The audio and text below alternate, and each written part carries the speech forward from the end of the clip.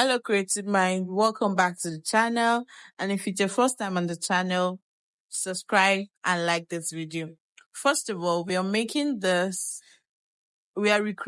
this style by Stitches by Icing, and this is the one I recreated. So now we're going to fold our fabric in order that we can cut out the front and the back piece at once. Now note that on the back pieces, you're going to be leaving 2 inches 2 inch on the back pieces for your zipper allowance. That is what I did right here. Now I'm just trying to make a straight rule on the top so that we can start our measurement from there. Now we're going to take our shoulder measurement divided by 2, and then you're going to place it there. Note that all your measurements should be taken from the front fabric, from the front pieces. Now we're going to take 1 inch shoulder slope, and then we'll come down from that 1 inch to take our armhole measurement divided by 2. And now we're going to reconfirm that measurement, and then we'll connect it to the shoulder slope.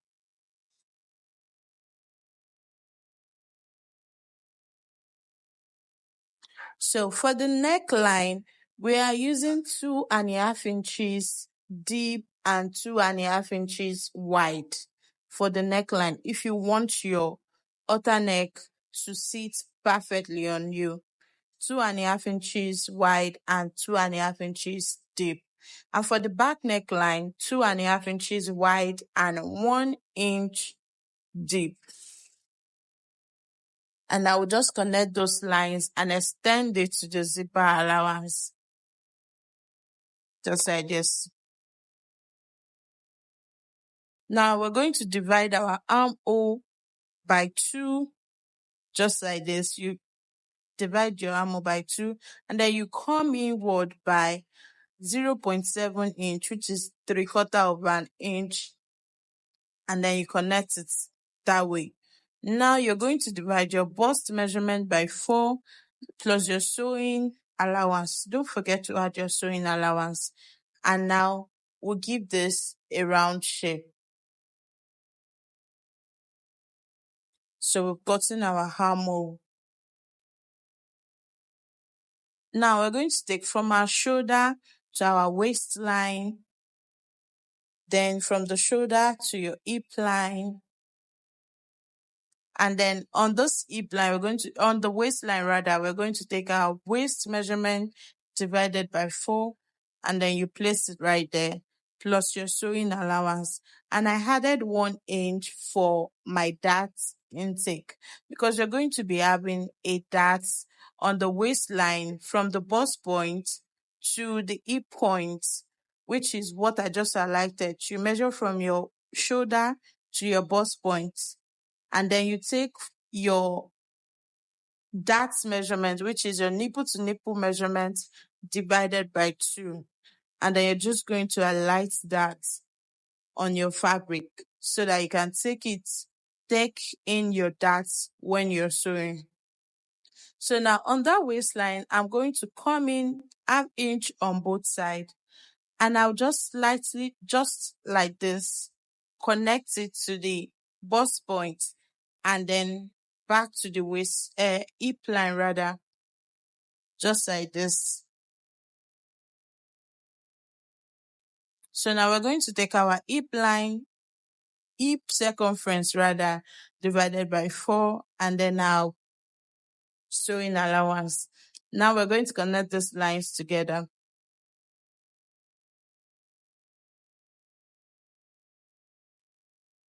So this is what we have.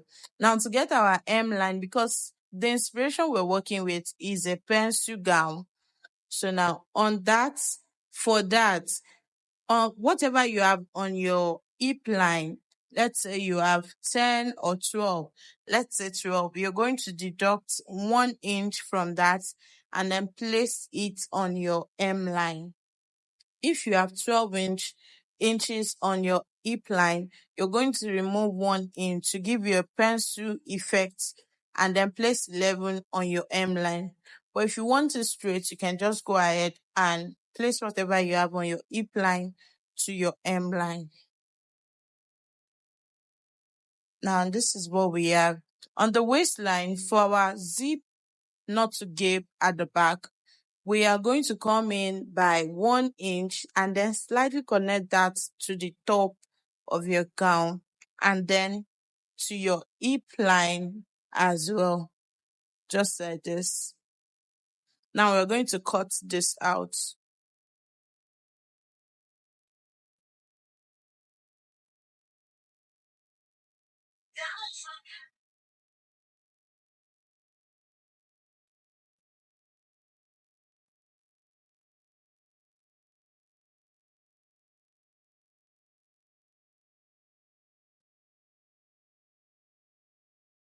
So now if you want the effect on the inspiration we're working with for your shoulder, this is what you're going to do. You're going to deduct 2 inches from your regular shoulder that we've drafted out already, or 2.5, depending on how close you want it to your neckline.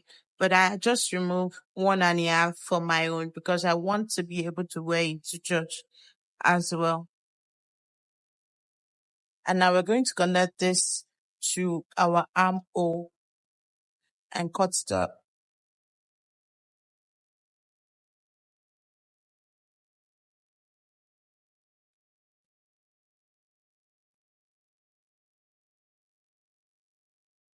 So now this is what we have. First of all, let's go ahead to start sewing. We're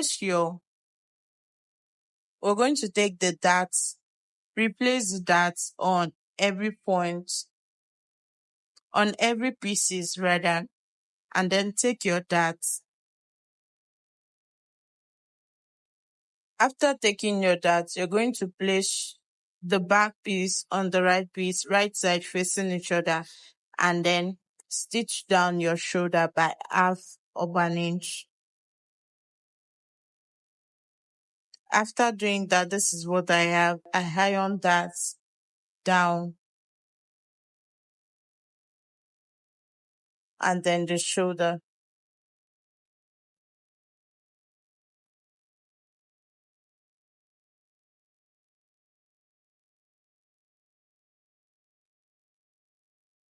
Now we're going to use a bias tape to turn out the armhole, to turn in the armhole. And after turning that in, we're going to stitch down both sides of the gown, meaning the front and the back piece. But before then, I went ahead to measure where my zipper will be staying. And then from that point, I marked that down. And then my slit opening as well, I mark that down. And then I stitched the rest. So after stitching that, this is what we have. Stitching both sides and then the zipper part. So this is what we have.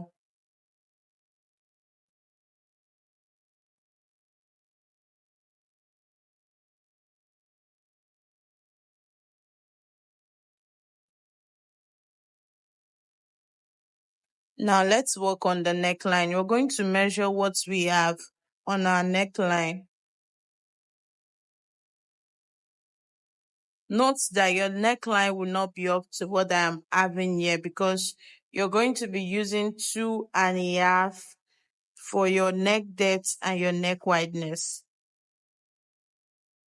Now let's create an outer neck for our neckline.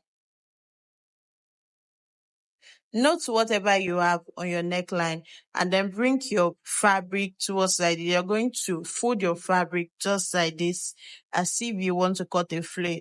And then from that up, you place your tape rule and measure 14 inches all around. And then we're going to connect this just like this.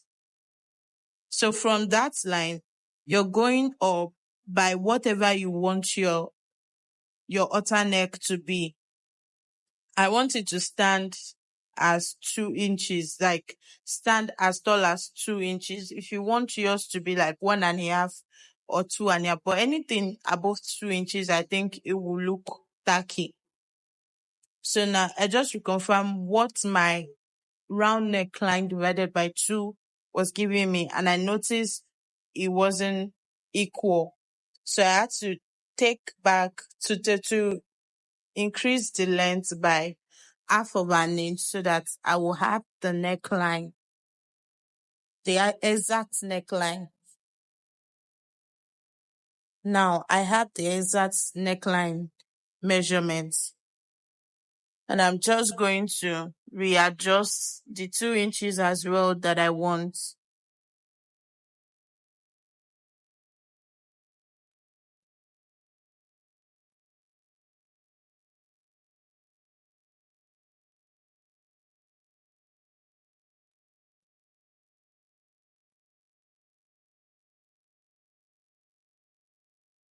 So now we'll cut this out. This is how to get your perfect halter neck.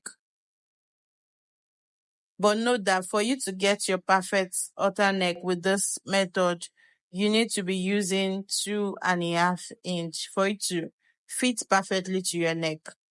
So now this is what we have, and now we're going to cut that in 2 pieces.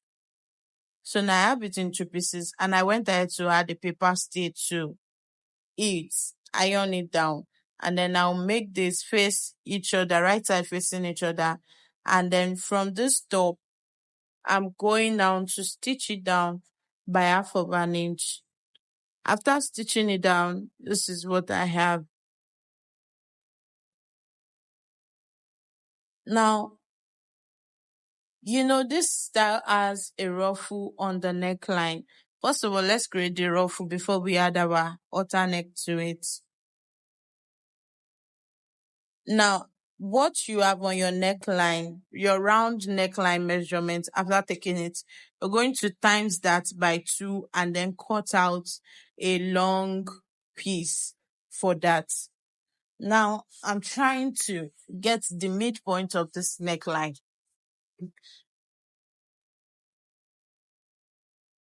The length of this is what I just explained. Now, the height is, I used the height of 1.5 inches. What I have here, I later reduced it. So the total height for this should be 1.5 inch for the ruffle on your neckline. Now we're going to pleat this, which is going to be a kissing pleating. We're going to do a kissing pleating round the neckline. So I also notch the tiny piece on the midpoint, and then I attach the midpoint to the midpoint of the neckline. So now we're going to create a kissing pleating round it.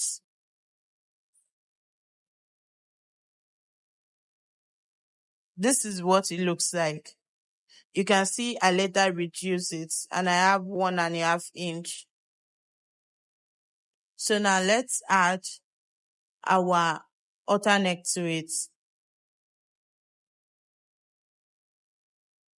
You notch the midpoint of that as well, and then you place it from inside, from the wrong side of the fabric, just like this. Just watch what I'm doing here. You first of all sew it from the wrong side.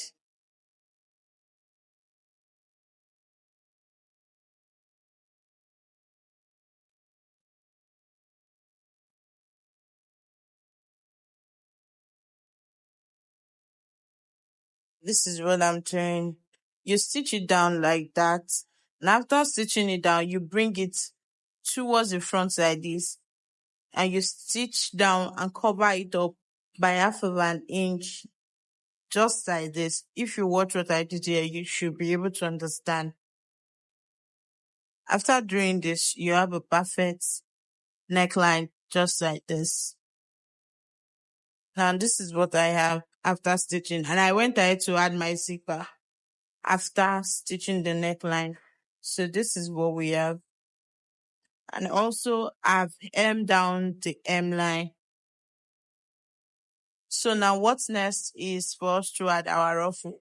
And before that, we are going to take our measurements and then take your tape rule, and measure from your shoulder to where your points. Remember those ruffles started from your point. So to your point, from your shoulder to your point, you're going to measure that and then use your chalk to make it plain. And then we'll come down. This 1 inch I'm taking, I later clean it up and then extended the line. From that 1 inch, from that your point, you're going to go down by 2 inches. You give it gap of 2 inches and then you draw 2 lines because we have 2 steps then. Whatever you do to the front, you repeat to the back as well. So now from the shoulder again to your nail line, you measure from your shoulder to your nail line.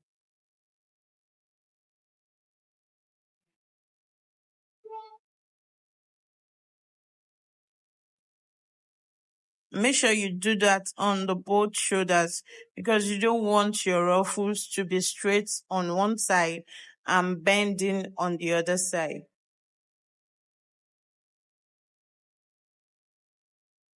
Now from that point as well, you go down by 2 inches to create another line. And you do that to the back pieces as well.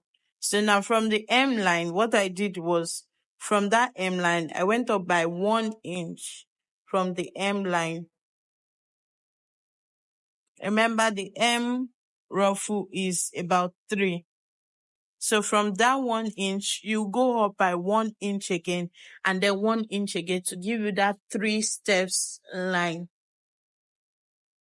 So whatever you do to your front, you repeat on the back pieces as well. So now this is what we are working with. You're going to measure your hip circumference, your round hip. Let's say you have a round hip of 45 inches. Now you're going to times that by 2.5. 45 inches times 2, which is 90, plus half of 22.5. You add it together, and that is the length of this ruffle that you'll be using to pleat around. That is what I did for mine. So you go ahead and weave, overlock one side of it, which is weaving. If you understand it as weaving, you overlock one side of it. And the length, the height of this ruffle is about 2.5 inches. That is what you need to get this perfect look. So this is what it looks like after weaving it and pleating round. So this is what I have. You have to press it down for you to get this effect.